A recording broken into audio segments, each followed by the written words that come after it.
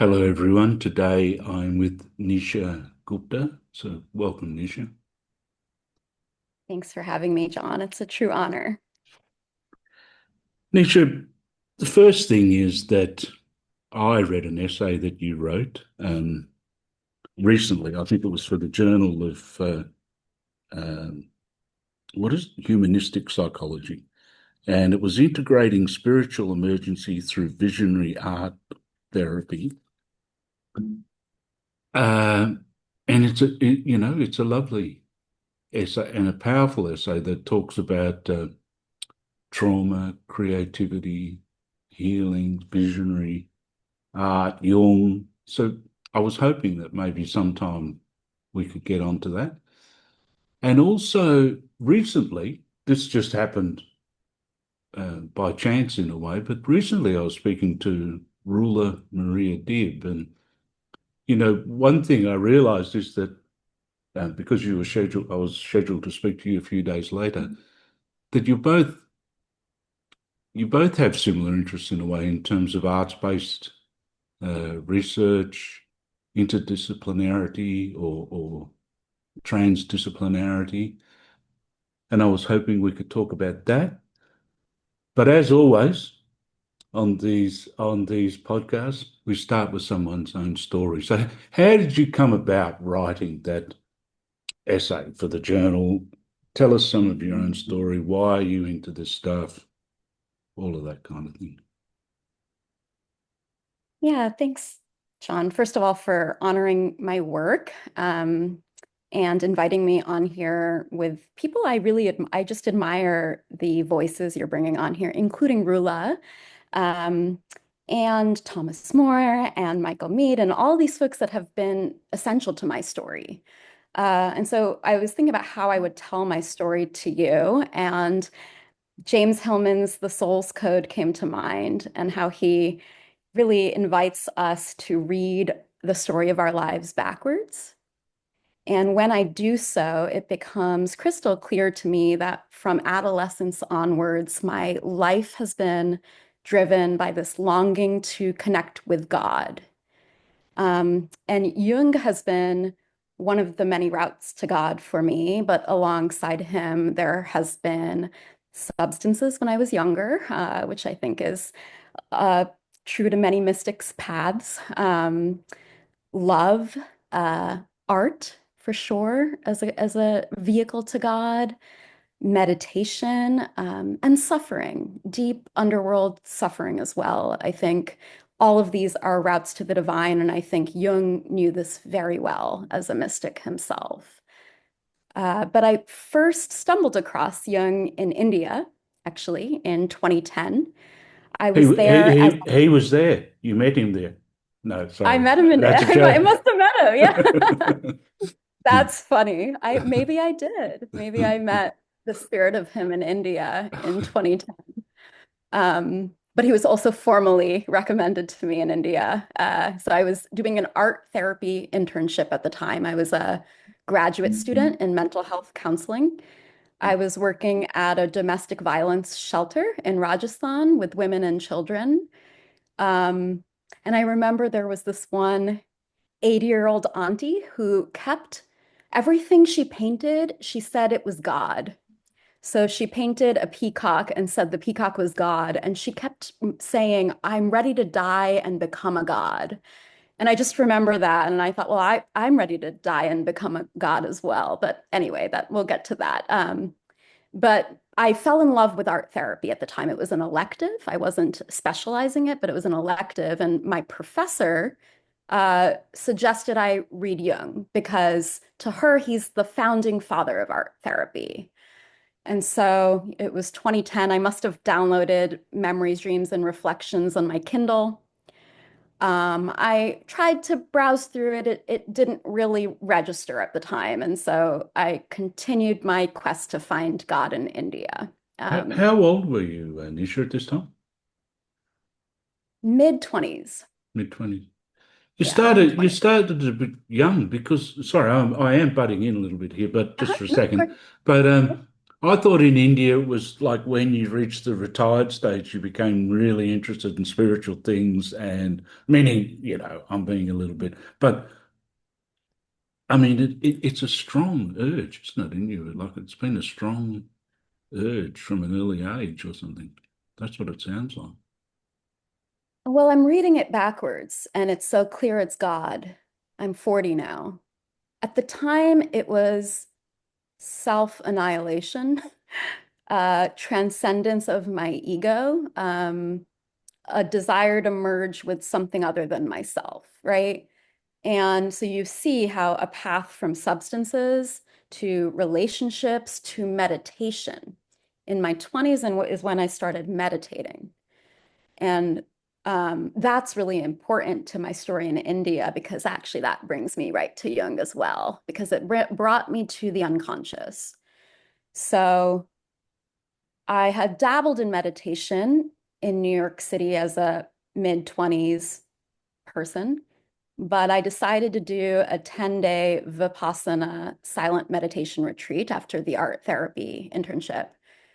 And I was longing to have a transcendent experience. And instead, what I had, this is, think about meditating 10 hours a day in full silence for 10 days in 105-degree Fahrenheit weather with no AC. Um, I had a terrifying confrontation with my unconscious, as Jung would call it. Uh, all distractions being stripped away, repressed memories coming up, traumas coming up. It was terrifying. It was also one of the most important experiences of my life because I developed a witness stance to observe it all. Um, and the unconscious revealed itself to me. And once I was able to process that afterwards, I became fascinated with the unconscious and terrified of it. But I needed to know more. And so that whole experience of India led me to apply to my PhD program at Duquesne University in Pittsburgh, which a lot of the faculty specialize in psychoanalysis, existential phenomenology, and Buddhist psychology. So perfect fit. Um, and that's where I stumbled upon Jung for the second time. And this time he held much more importance for me because of my knowledge of the unconscious, right? Phenomenologically. So I started to take classes with Roger Brooke, who is a brilliant Jungian psychologist, phenomenologist, and he was also my clinical supervisor. And I was just so moved by how he defined the unconscious, not as this Pandora's box of like aggression and trauma, but as this core inner intelligence that's always guiding us towards wholeness, right? Right. Jung's That's beautiful. definition, this, Hmm. yeah, numinous, it's a numinous definition of the unconscious. And it speaks to us to guide us through symbolism, through dreams, synchronicities, art, right? Hmm. This was so moving and I appreciated it, but it wasn't fully personal yet, but I absolutely was using it in my clinical work with clients, right? And And then we'll go into my second encounter with the unconscious, where then that definition of the unconscious from Jung became life-saving, I would say. Um, 2018, I graduated from my PhD program, and it was the same time I ended a very long-term partnership. So I was 33 at the time. This was a significant relationship to me. It was probably the closest I've ever been emotionally to another human. And my partner at the time and I had done a great deal of shadow work together. We had descended into the underworld together, but with as much full consciousness as we could. I think we did a really, really courageous job of it, but we did not survive it as a partnership structure. And so then leaving that level of intimacy is its own kind of hell, right? And so I was 33 at the time, so a few years younger than Jung's traumatic breakup with Freud, which I would say is analogous in its level of emotional intimacy. And so much like Jung, I descended into the underworld. I had, you could call it a nervous breakdown. Jung called it a divine madness. And decades after his death, Groff and Groff would call it a spiritual emergency. Um, Just to go on one thing on that, Nisha, mhm. is maybe there can be a like I don't think I fully realized that about Jung, that breakup, how big that was with Freud. Like it was such a big connection they had in a way, didn't they? Like and professionally and you name it. But this thing of grief, loss, you're giving different names to it, spiritual emergency or whatever. But there can be a time of when it's just like the normal world stops or something, isn't it? And one goes on the journey that no one really wants to go on. And I think we'll bring India back here in, the mystical traditions of India because Rumi went on this very same journey after his beloved Shams was murdered.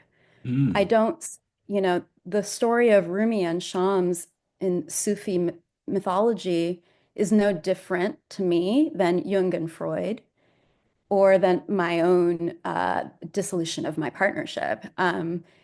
When you have I would say a spiritual companion with such profound intimacy or depth, the loss of that can Rumi, what's so beautiful about Sufism is that the heartbreak brings you into a deeper capacity to love than you knew existed in through the pain. You enter an altered state of consciousness through that level of heartbreak, but it opens you up. This is what happened to me. It opened me up to a broader, A bigger abundant love. love. Yeah, yeah. Yeah, and that's because in, the spiritual emergency part is um I believe I was in altered states of consciousness. We could pathologize it as kind of like manic energy. Jung would call his a psychosis, not unlike his patients, right? Mine was more manic energy, but it was my lived experience was that I was seeing God send messages to me everywhere to help me. Um, And so I felt the love of God everywhere. I felt the love of God in music that came randomly on my podcast or my Spotify radio. I felt the love of God in strangers that I'd have conversations with that would maybe recommend a book to me or whatever, right? I'd experienced the love of God in my art. So I was painting compulsively. And I felt like God was sending me these images. I'd have visions. The visions would come and they would haunt me, and I'd have to paint them.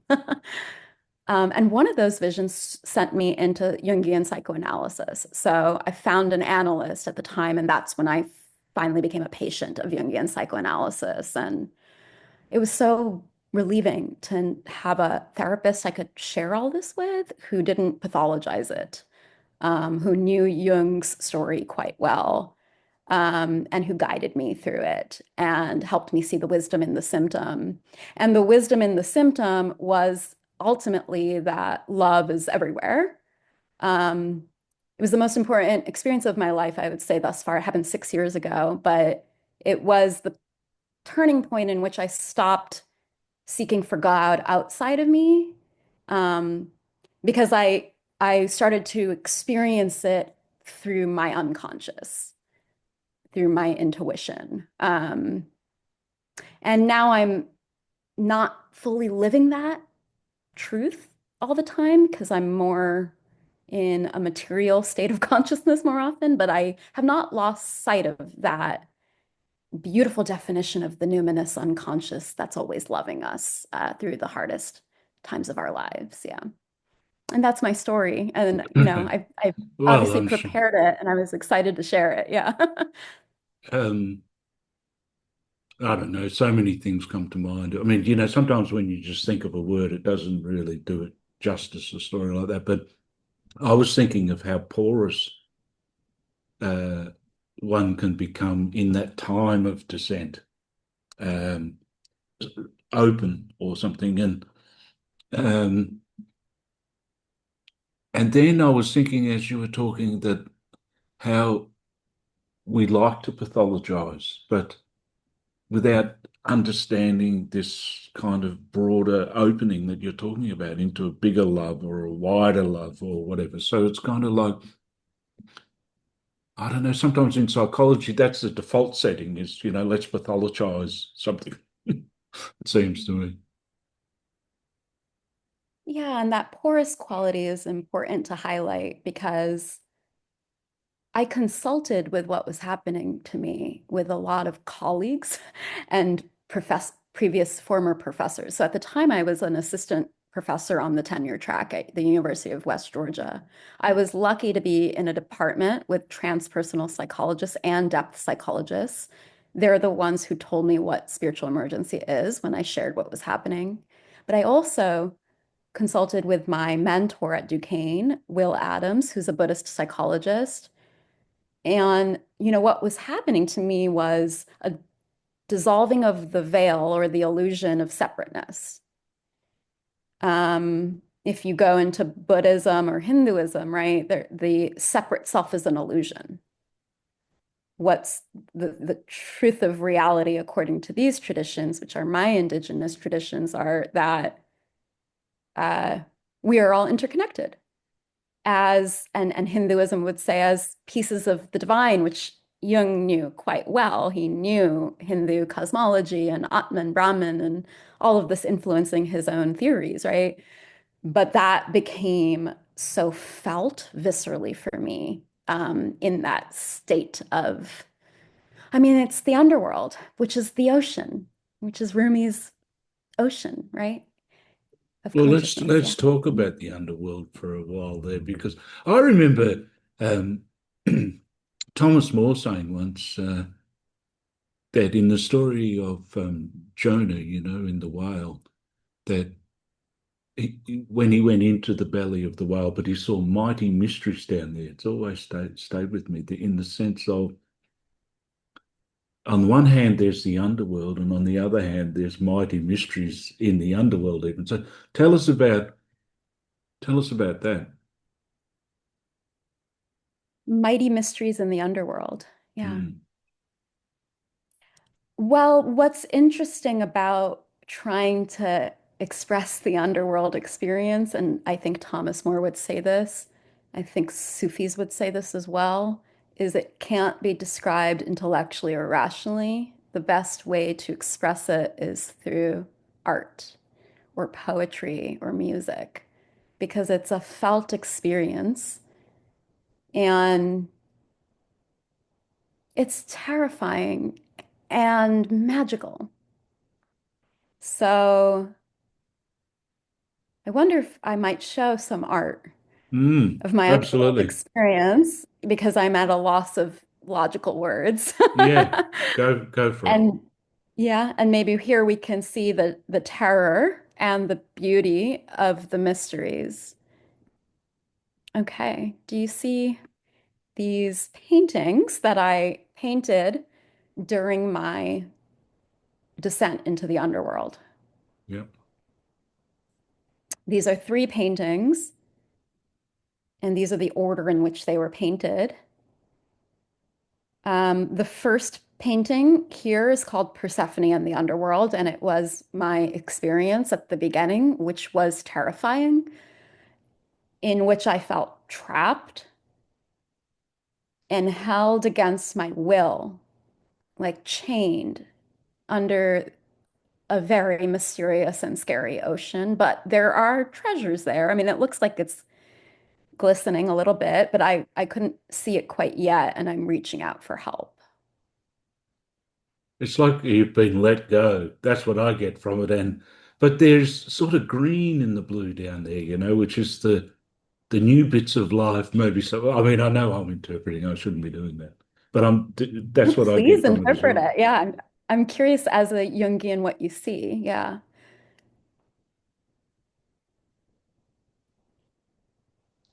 That's just the horror for me of that moment of being what is it? Let go of the divine providence. It seems to be just free falling, a terrible and uh, terrifying experience.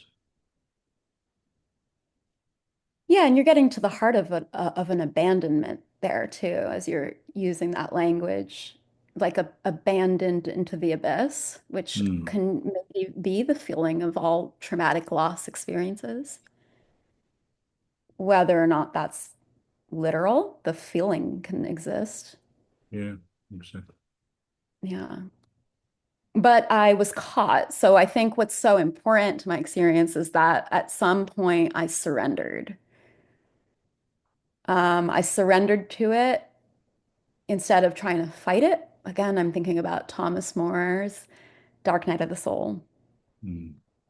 What happens when we surrender and trust that there is some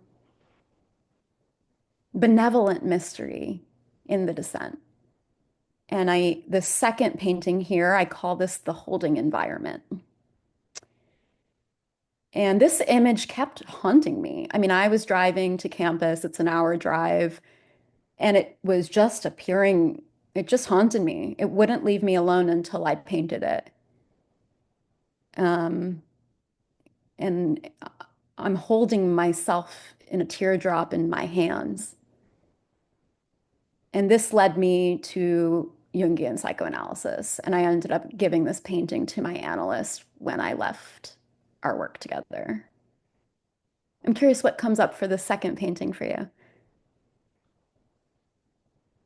Oh, I can relate to it in the sequence, in the terror of the first one, you know, with no knowing or something.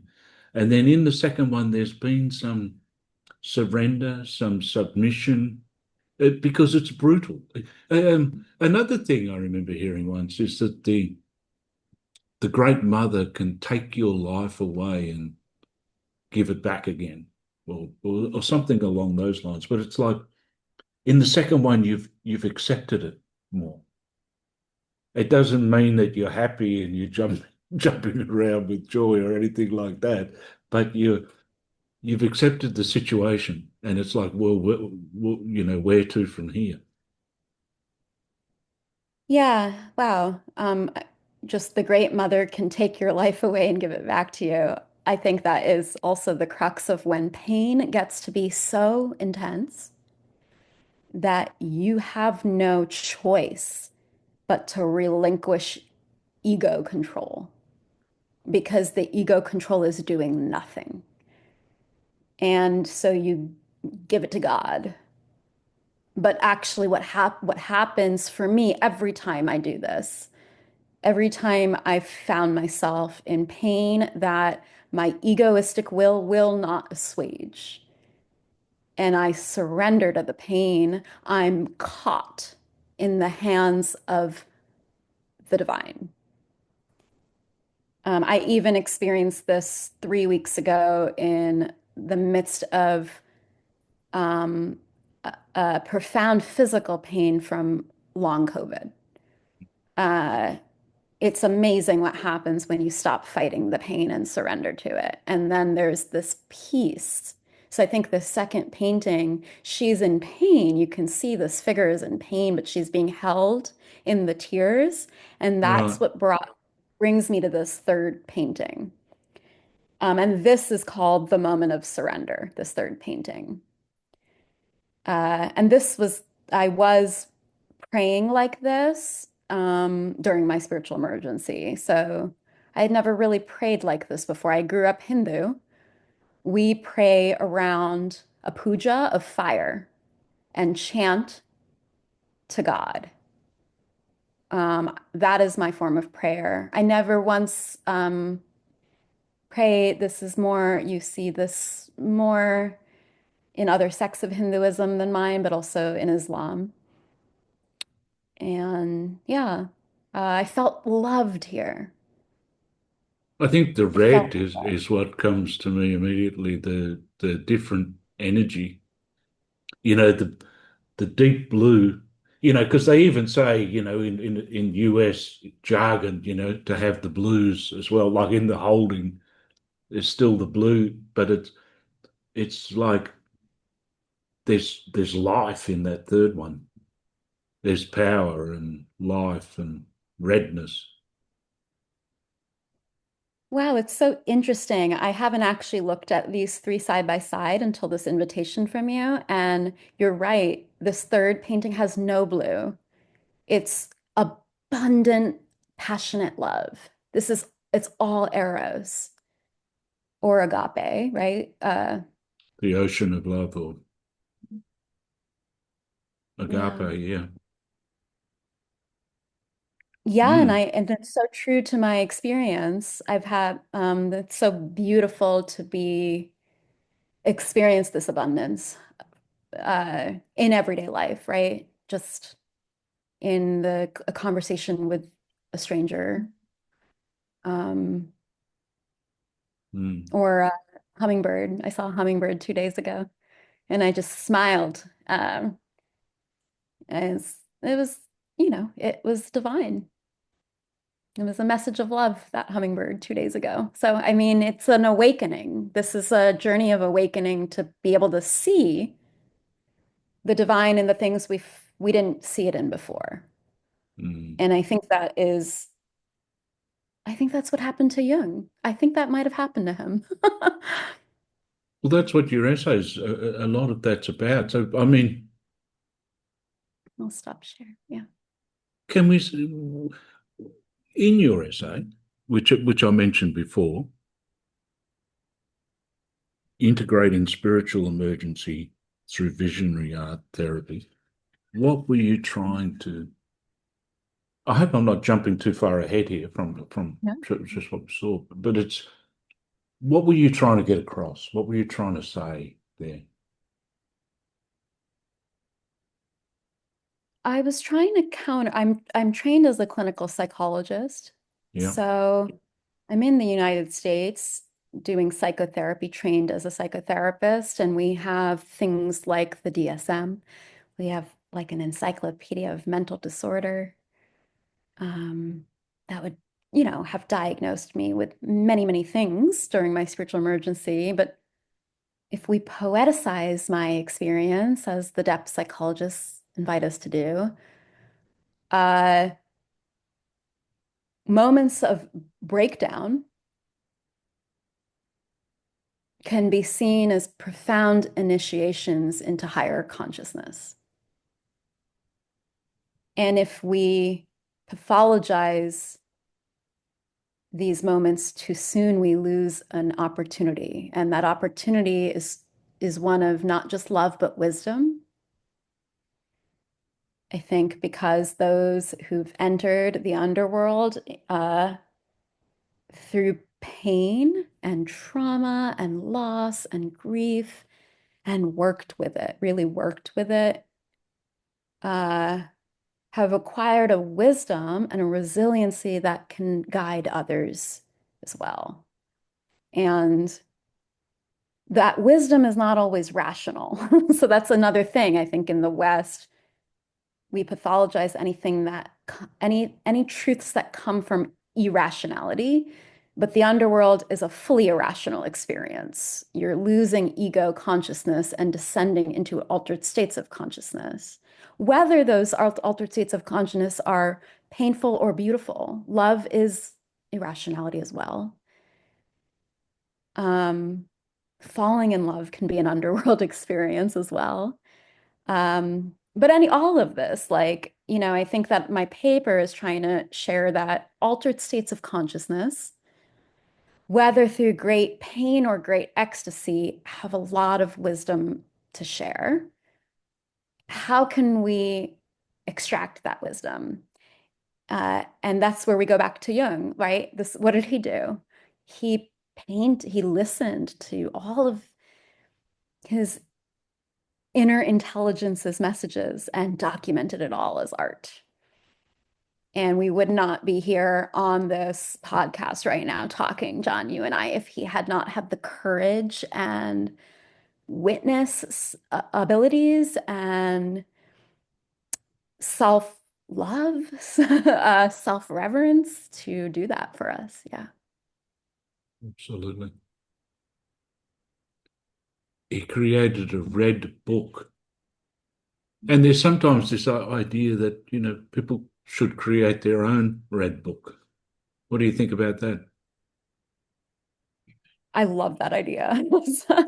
I think I'm trying to get my students to do that every time I teach them. I teach the psychology of creativity every semester, and we really focus on Jung. And I really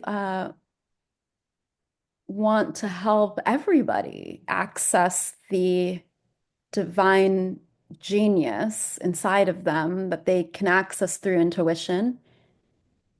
And the veil lifts in moments of pain. So creating your own red book in some way is a way to alchemize pain and honor it and honor the messages in that pain. Yeah, like Jung did and like I attempted to do. Yeah. You know what else this conversation, where it takes me, is the idea of enlightenment, that it's a, I know Hillman talks about the straight upward path. That if you go to school and you did okay at school and got good marks, and then you thought you were going to take the straight upward path, and then all of a sudden there's this time when it's a descent, you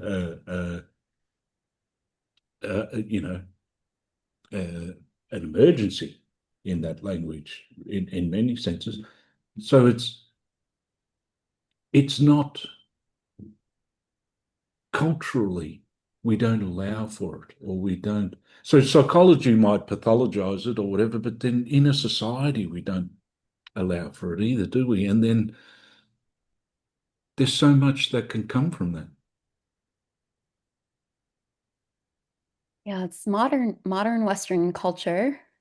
I am curious because I am interested in myth. I don't know as much about myths as you. I've been trying to educate myself.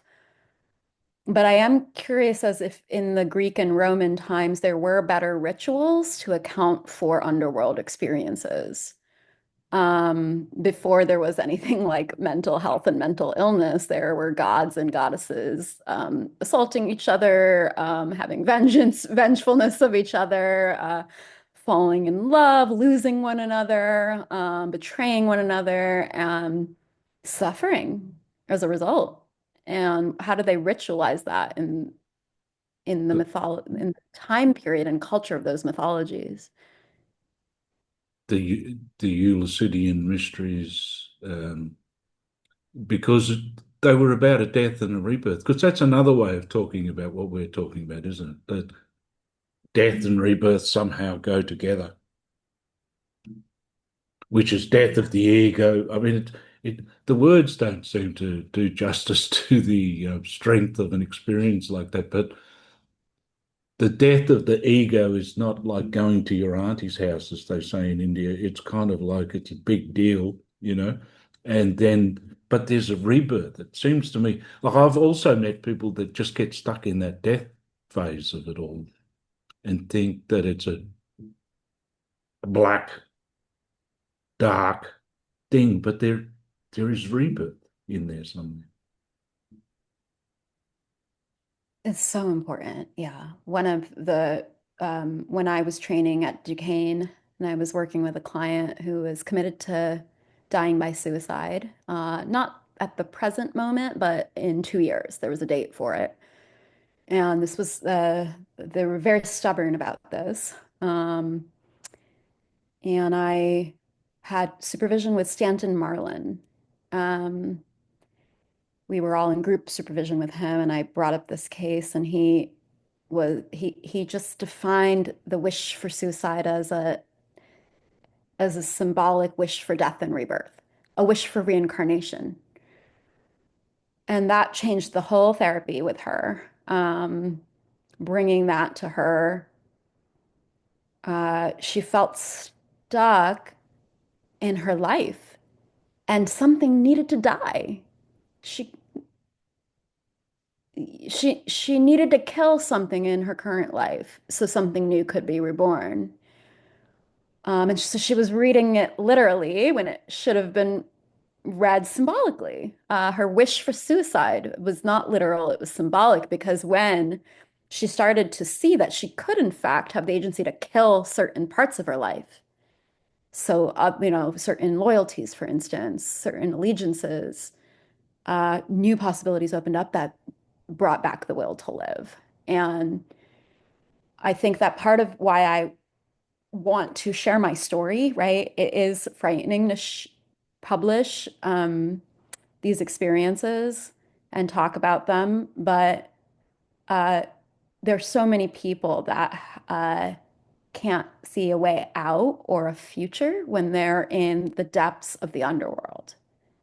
Um, and so to see it as a death and rebirth or the possibility of a reincarnation um, is is is life-giving.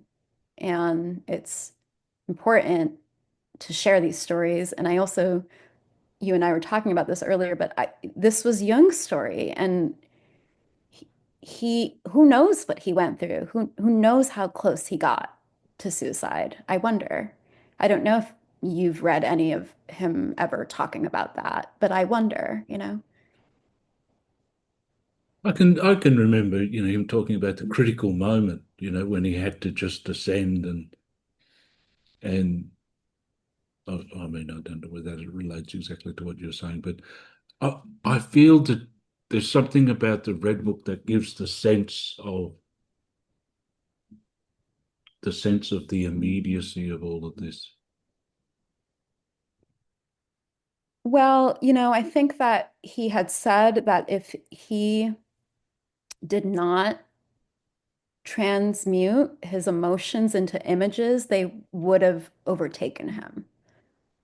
And so what he was capable of doing, I bring back meditation here, was maintaining a witness to his lived experience. And the way he did that was art making. And I think I was able to survive I think I'm just able to, I'm writing a book about this because I think this is important. Um, I think a lot of people are in pain. Irvin Yalom would say that's the number one thing that brings people into therapy. It's not this diagnosis or that diagnosis, it's psychic pain. And I think being able to develop a witness stance to it is what gets you through anything, anything.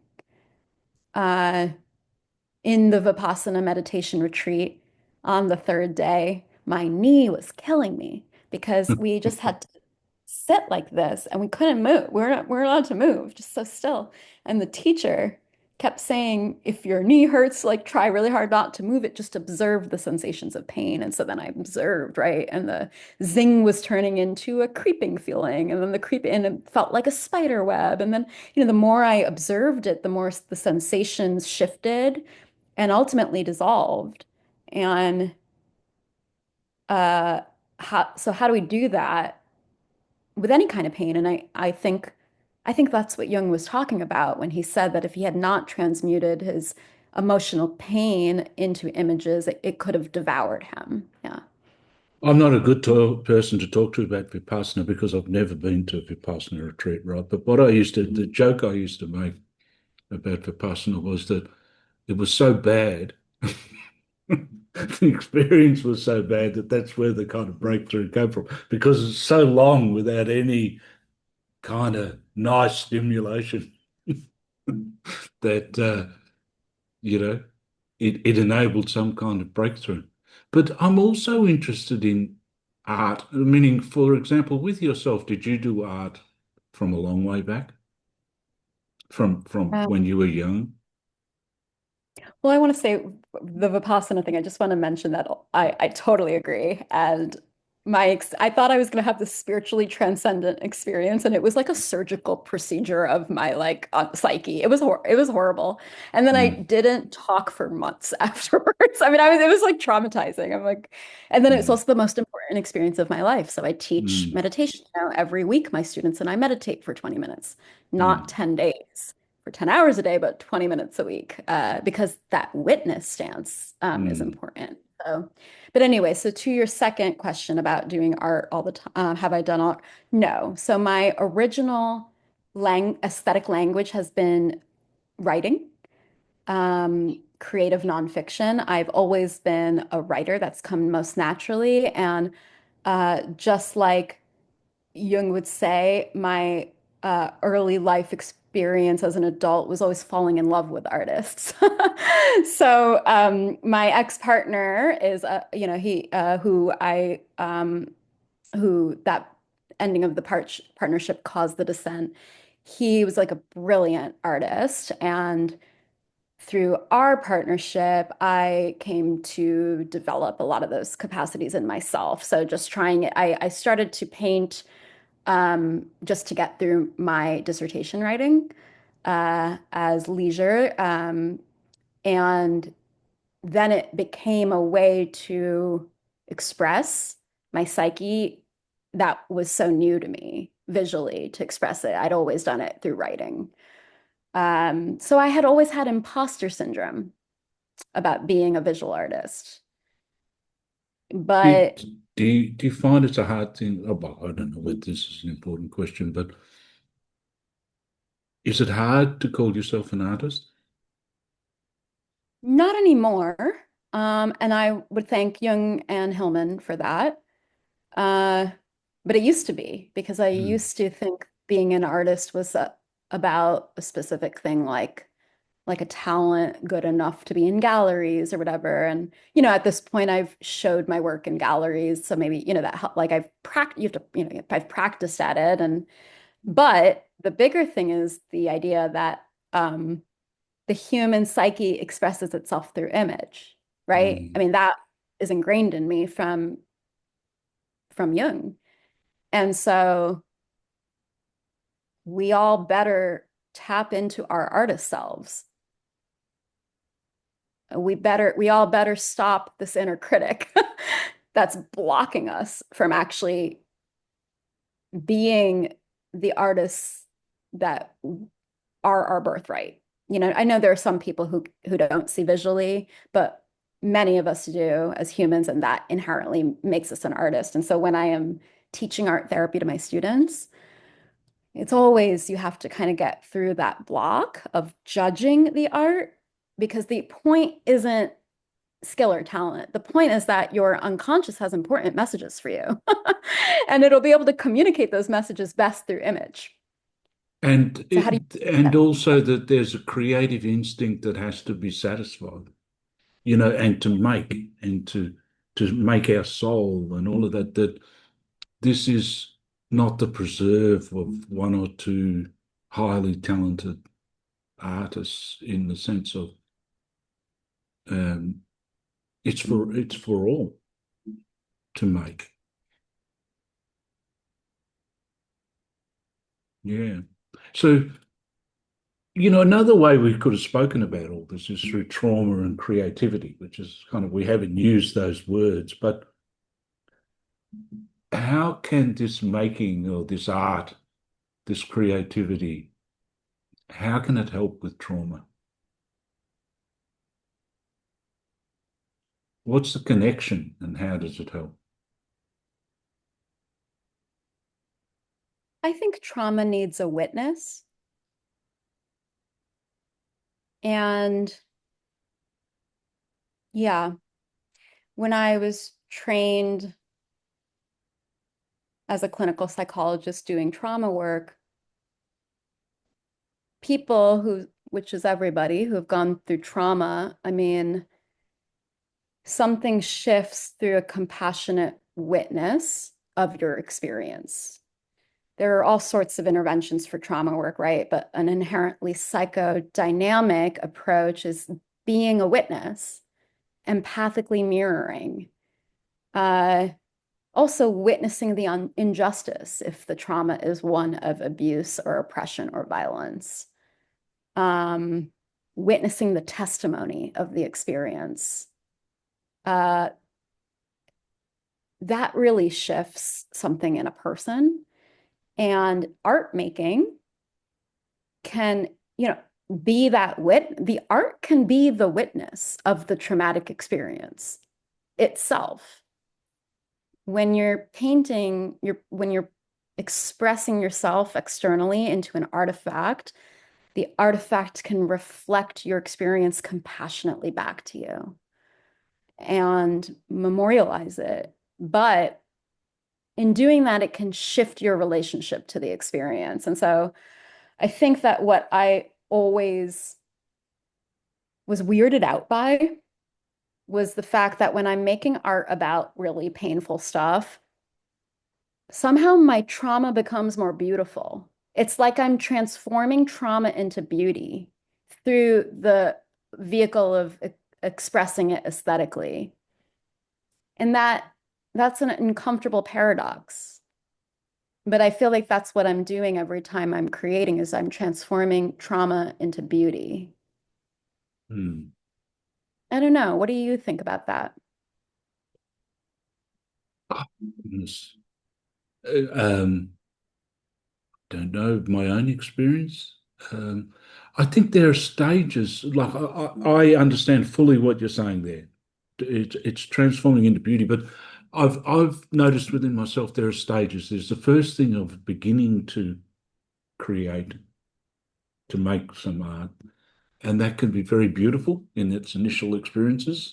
And then there's this thing of where you come across some of your shadow, and you notice that there's this huge shadow coming into it, and that can be terrifying. But then now I would say maybe there's just that thought that by staying with the image, by continuing with the creativity, like even in a piece of writing that you're going around and around with, that you can get to the beauty. If you go through some of the pain, even of that, you can get on the other side of it. And somehow you need to get your hands dirty and work with it and make, you know. And this this is what, rather than just be consumers in the world and suck stuff in from the outer environment and the political environment all the time and whatever, is that it's this, as Hillman would call it, soul making is beautiful. And he always says that psyche was beautiful, so that the psyche is beautiful, regardless of its, you know, uh, darker aspects sometimes or shadow aspects or whatever. So to have that trust. Yeah, I mean, it's interesting. I just taught dream analysis to my undergrad students yesterday, and we were working with dream examples. And dreams have, just like art, shadow aspects, parts of us that scare us, right? And I was teaching how to read dreams at the objective level and subjective level, right? With all the components being parts of one's own psyche. Um, and there was a new quality that entered the space with working with the dream image and all of its shadowy aspects, and it was poignancy. The students were moved. There were tears in people's eyes. It was a beautiful experience working with the all components of the stream image. All of them were beautiful, even the shadow aspects. And so I think that maybe we're afraid with trauma, we're afraid to look at ourselves. Yeah, because we're not going to like what we see, not just the pain, but our own aggression, our own rage, our own capacity for harm. That's all there in the trauma experience as well, right? But maybe art creates a beautiful lens with which to look at all of it, um, so that we can integrate it and work through it. Yeah. One often sees a beauty in the end expression of people's art. You know, that um, there's a beauty there for sure. I think there's also just beauty in the depths of the soul. Mm. Um, like as a therapist, like sometimes when I am just witnessing a client free associate and they're just going deeper and deeper and deeper into themselves, and words are just coming out of their mouth as if like in a trance state, right? And I'm like teary-eyed at the poetry of their soul.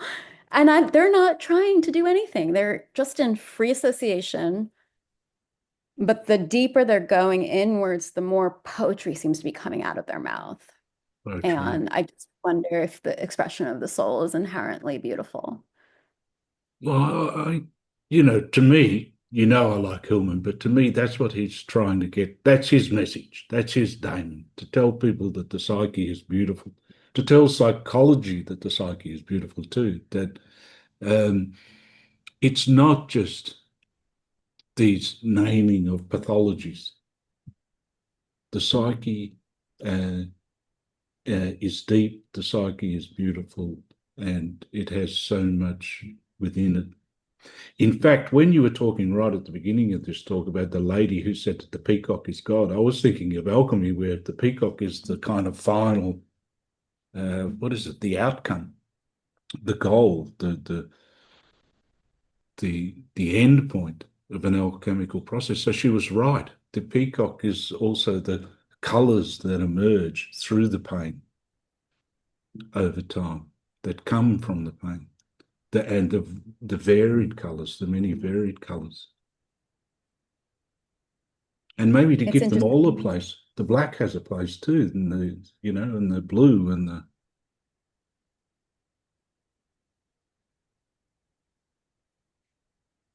I wonder if art is a way towards enlightenment as well, especially art made of trauma, or art that's deeply soulful in any capacity. Uh, because, one of the things in my paper, and I think this is a shift of consciousness that I experience very on a daily basis now, is one in which it's the human being and human consciousness is a consists of everything. We can't compartmentalize aspects of human nature. Everything that's happening in the universe exists inside of me. Um, that's integration, right? Like reconciling the opposites, integrating the shadows. That's so clear to me these days. Uh, and but that's hard because shame is there. Like we're sh ashamed of aspects of our human nature. We can't look at them. We're ashamed of them. So we fragment them, we suppress, we compartmentalize, and then they rear their ugly heads, right? And then we get into this horrible worldly situation we're in right now because of shadows. But I think if we can make the spectrum of the human experience more beautiful, more colorful, invite all of the colors of it, I wonder if there's a way to help people see themselves in their contradictions and in their, the parts of us that are not as moral as we wish, or the part, I'm just thinking about how to do shadow work in a way that's less scary for people because, what really stood out to me with my education with Roger Brooke is that the projection of the shadow and the denial of the shadow is the root of evil. And that's what we're seeing right now. Yeah. yeah, that's great, Nisha. I mean, I wonder whether, do you want to say something about Persephone? Does something come to mind? That story that has, because that's relating to a lot of what we've been talking about, isn't it? Well, I think the thing about Persephone that's really interesting to me and that I relate with and appreciate is that, she was kidnapped against her will into the underworld in most of the stories. And, she was assaulted, she was forced into a marriage. I mean, this rings true for a lot of women in patriarchy. And as an Indian American woman, I'm just thinking about child marriages, arranged marriages, like women go through a lot of trauma, and I don't wish that on anyone. I don't wish that on myself or others, but the Persephone story also is one of maturity. Thomas More would talk about this, I think. Like, I appreciate some of the ways he's talked about ripening of maturity from innocence to a real vision of what human nature is in the world. And I don't want to live in the underworld. I like that Persephone, I think that this myth has Hmm. chosen me. Um, and I like that she's 6 months in spring and six, because I'm also She, really childlike. So I want to be frolicking in the daisies. Um, but I'm glad that I have the maturity and the vision and the hard-won wisdom to support people through their underworld journeys and to do shadow work. When I'm helping clients do shadow work in therapy, or if I'm bringing that into my classrooms, I feel like that's a form of social justice. I think that I'm doing my part in reducing um, all of our capacity to harm unconsciously. Um, and that is Persephone. I think that's her role in the cosmology. It's a not just a wounded healer role, it's a social justice advocate role as well. yeah, that's such a big point to make because it's kind of like never underestimate the value of that work. You know, it's the real deep healing work um, within our world, within our society, maybe, and that is a way that someone can contribute. And when you talk about mystical or mystery or whatever, that's part of how the mystery works, if you ask me, that deeper work adds to the whole, you know. What do you mean by that? That's interesting. That I think sometimes we're actually, I don't know whether this is just a bias within me, but sometimes I think that there's a kind of a bit of a feeling towards social activism, out there, externalized. But what's mystical is that if you change, if you transform at a deep level, if you're working at this stuff at a deep level, then there's something coming out from that. There's something that is healing about that. And I suppose there's lots of jargon. That's called the deeper work. That's what some people call the deeper work. It's kind of like it, but it's important for us to do deeper work. Yeah, I am amazed at how harmful my activism was 10 years ago. Because then in the spiritual emergency, I went through this ego death. And in the ego death, I saw the divine everywhere. So, like the idea of namaste, right? In my tradition, the divine in me sees the divine in you. That became very visceral for me. And it hasn't quite left. One of the other shifts of consciousness I experience is an impossibility of dehumanizing anyone. I can't dehumanize my political leaders. I can't dehumanize the folks in Silicon Valley. It's impossible. I see their inner child. Um, and I think that's a good thing. I think that my capacity to see the humanity even in my oppressors, uh, and that comes from shadow work. I can see, I can see the ways if I was born in another circumstance or context, I could become an evil dictator myself. That can be any of us. And I tried on my daughter, but it just never worked. That was the problem. It just never. And just tell us a little bit more about the wounded healer. You know what? Because that's often used too, isn't it? As what is an archetype, the wounded healer. But what are we talking about? yeah, it's so important. I mean, on one hand, it's like worn out, that phrase. On the other hand, maybe it needs to be talked about more because again, part of me wanting to share my stories and experiences more openly is because my communities have lost people to suicide, colleagues that are brilliant, students that were stellar, and this has been recently. And I fear that these things will keep continuing as the world gets harder. Um, and I I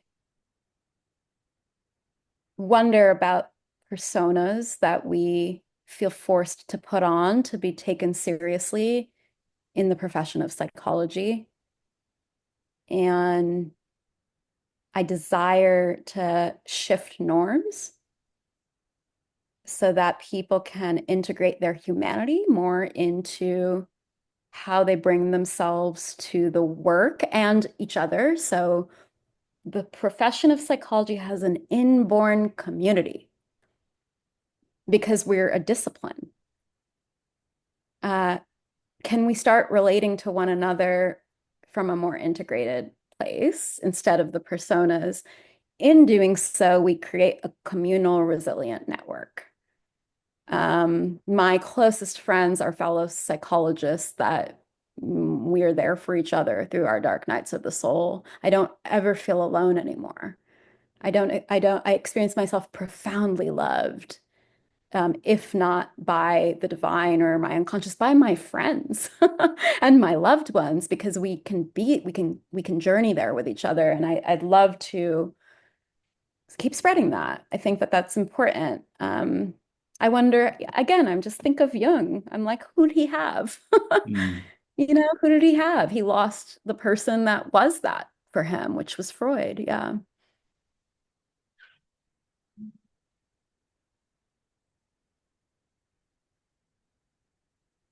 Maybe that's a good place for us to finish today. And, hopefully we'll get a chance sometime in the future um, to chat again. But yeah, thank you for speaking about such deep things and and sharing without just that normal persona of authoritative persona, which we don't like anymore. It's not enough anyway. We like the Yeah. depth because it's actually the depth that feeds and nourishes and helps us open up more. So that's what we need. Yeah, and thank you. I mean, I just think this is all love too, like spoken like a Sufi, these are moments of love. I mean, I think if we speak from the soul, which is the depths without persona, these are moments of love. And Mm, so thank you, John, for sharing this love with me and I also honoring Jung. mm. I just feel so compelled. I just want to be honoring his human journey that he went on. I just really want to end on that note. Yeah. Thank Thank you you. very much.